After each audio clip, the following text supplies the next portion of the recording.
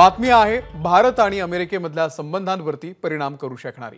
अमेरिकेकडून भारताच्या निवडणुकीवरती कोट्यवधी रुपये खर्च केले जात असल्याची माहिती समोर आलेली आहे। एलन मस्क यांच्याकडे असलेल्या अमेरिकेच्या डिपार्टमेंट ऑफ गव्हर्नमेंट एफिशियन्सीने एक ट्वीट केलेलं आहे। भारतातल्या निवडणुकीवरती खर्च केले जाणारे 21 मिलियन डॉलर्स म्हणजेच 182 कोटी रुपये यापुढे खर्च होणार नाहीत असे या ट्वीटमध्ये म्हटलंय।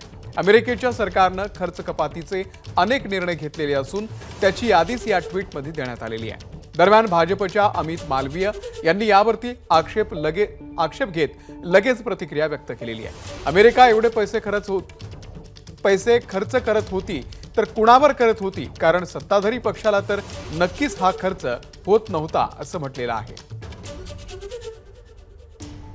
सोमेश कोलगे आपल्याला या संदर्भातले अपडेट देतील। सोमेश, नक्कीच वेगवेगळ्या देशांच्या लोकशाहीमध्ये निवडणुकांमध्ये मतदारांची टक्केवारी वाढावी, मतदारांचा सहभाग वाढावा या दृष्टीने अमेरिकेकडून खूप मोठ्या प्रमाणावर पैसा खर्च केला जात होता आणि याविषयीची माहिती ही खुद्द एलन मस्क हे जे सध्या अमेरिकेचे मिनिस्ट्री ऑफ एफिशियन्सीचे मिनिस्टर आहेत त्यांनी दिली आहे। आणि यावर अमित मालवीय यांनी म्हटलंय की ही पुन्हा एकदा जॉर्ज सोरोस कनेक्शन आहे यामध्ये। आणि 2012 साली SY कुरेशी हे ज्यावेळी निवडणूक आयोगाचे आयुक्त होते त्यांनी एक MOU साईन केला होता international foundation for electoral system सोबत, आणि या MOUच्या माध्यमातून हा पैसा खर्च केला जात होता। तर आता एलन मस्क यांच्या या नवीन केलेल्या एक प्रकारच्या खुलाशानंतर अमेरिका जगभरातल्या वेगवेगळ्या लोकशाही यंत्रणांमध्ये कशा प्रकारे हस्तक्षेप करत होती याविषयीची माहिती समोर आली आहे। यामुळे पुन्हा एकदा राजकारण तापू शकतं आणि काँग्रेसवर पुन्हा एकदा भारतीय जनता पक्ष हा आरोप करू शकतो की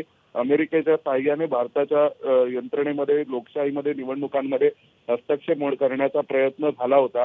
आणि याविषयीची माहिती आता एलन मस्क यांनी स्वतः दिलेली आहे। धन्यवाद सोमेश दिलेल्या या संपूर्ण माहितीबद्दल। ABP माझा, उघडा डोळे बघा नीट।